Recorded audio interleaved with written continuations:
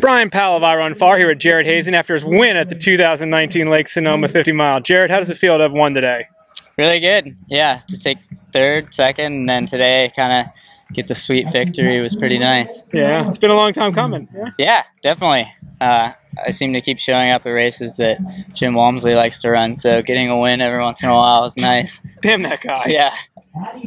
I mean, like, you've had some other good successes, like a third here before, third at Western. Like, how does this compare to, you think, to those results? I mean, getting the win is it's just different than a podium spot. It's definitely kind of, yeah, it just means a little more, I think. Yeah. So walk me through the race a little bit. You, it seems as an observer that you and Seb Speller and Tom Evans were basically within a couple minutes the entire race. Is that basically true? Yeah, I guess at some points in time I wasn't super aware of that, like in the second towards the second half of the race. But basically, like the first 4 miles, like I wanted to take it out pretty honest and hard, and so I did that on the road, then hit the trail and like kind of immediately, started working the downhills and was running quick, and Seb was right there and Tom was right there. And so it's kind of, as far as I was concerned, we had a little 3-man pack, and then I could tell that there were some people like close behind, but they weren't running with us. So we're at a little 3-man pack, and after mile 4, Seb took the lead, and he was setting a good pace too, all the way until Warm Springs, and then I think he had a little stop there.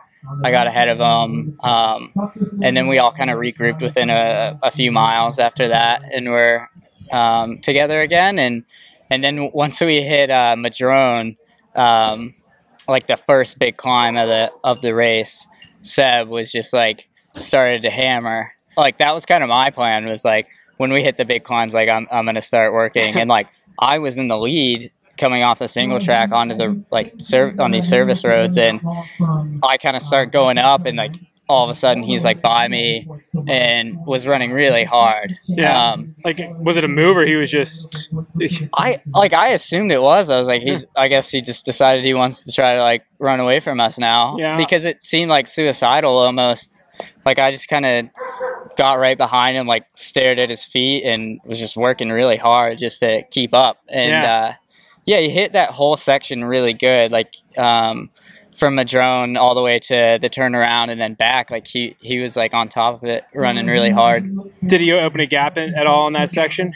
Yeah. So he we dropped like Tom shortly after like the crew point at Madrone, and then it was just him and I, and we run up like the biggest climb, get to the turnaround together, come back, and on the way back down that big climb, or I guess a descent at this point, I had to pull over and take a quick pit stop, and so he got like 30 seconds on me, and then he kind of turned that into about a minute by the time we got back to Madrone.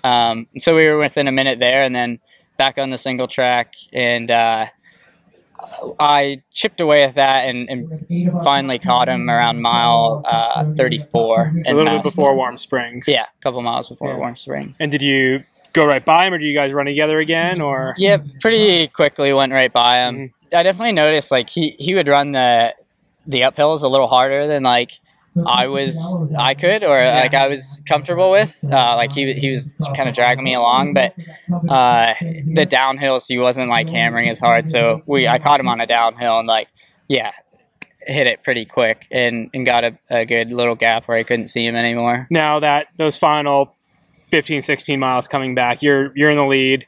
He's been running well. He's behind you. Are you running strong and confident, or are you running like? What are you thinking there? Yeah, it was hard to tell because like I kind of thought like, oh, he cracked, like, you know, he did that hard pace is like coming back to bite him, but it didn't. Like he like stayed really tough. Like he ran just really strong like last 15. It was impressive. So yeah, I mean I knew I was moving well, but yeah, anytime you're leading a race and you don't have updates from behind, like it's a little nerve wracking. Like there'd be like some leaves rustling, and I'd like look back, like, oh, nobody's there. And there's like a few points on this course where you can see like a minute or two behind, like the Island View aid station, or like mile 45. There's a little out and back. So I was like really looking forward to getting to Island View, and we did the out and back, and I didn't see him. I was like, okay, like we're good. Yeah.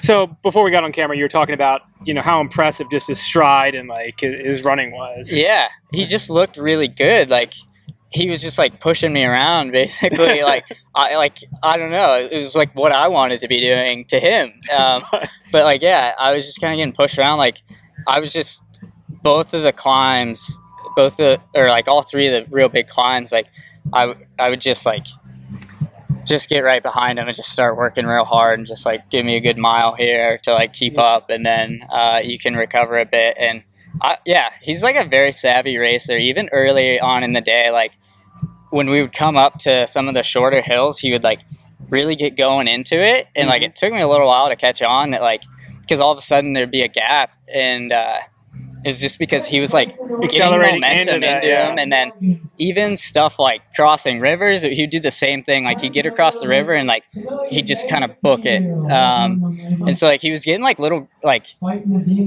for a little bit, you know, he was getting gaps here and there, and then I just like got right on him. Like whatever he did, you matched I did. His style a little bit more. But I was like impressed. I was like, this guy's a racer. Like, was it fun to see a couple European runners come over here and have really good success on a faster course that really hasn't seen that much of the European style? Yeah, it was sweet. I mean, I hope some more guys come over. But yeah, I mean, I've been over to Templier, and yeah, I mean, they do things a little different over there, and I think our trails tend to be a little more runnable, a little faster, and yeah, those guys typically don't like that as much. Well, some of them, but like both Seb and Tom come from an area very much like this terrain-wise. Yeah.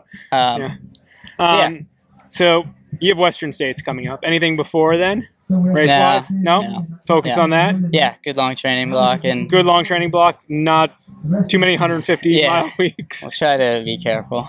Yeah. Do you have any goals going toward that? Yeah, that's another race I would love to win. Yeah. Yeah. So, yeah, I mean, it's going to be 4 years since I've run that race and since I've run 100 miles. So that's kind of interesting. But that has been a while because you'd run, Yeah, I've just kind of, I intended to run states last year. Obviously, it didn't work out. And I just haven't found myself signing up for 100, I guess, in a while.